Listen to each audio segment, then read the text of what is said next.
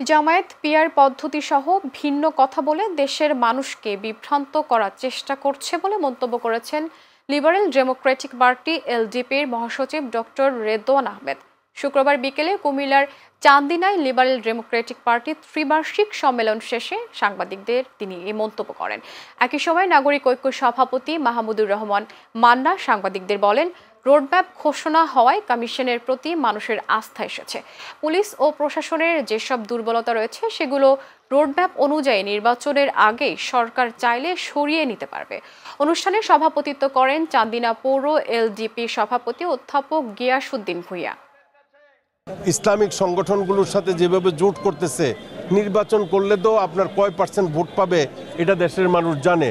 ইতিপূর্বেও তারা 10-12% ভোট পাইছে, হয়তো 12 বা 15% ভোট পাবে। অনেক জায়গা থেকে তাদের প্রার্থী নির্বাচিত হবে না, সেই জন্যই তারা বলতেছে নীল নকশা। নির্বাচন 15 ফেব্রুয়ারি হবে না কবে তা তো বলে নাই, আর সমস্ত প্রস্তুতি সম্পন্ন হয়েছে যথেষ্টভাবে, এরকম বলছি না। ধরেন পুলিশের ব্যাপারে দুর্বলতা আছে, প্রশাসনের দুর্বলতা আছে, যতখানি সময় আছে তার মধ্যে এটা কাভার আপ করা যাবে। আমি আশা করব যে বর্তমান সরকার সেগুলোকে কাভার করবেন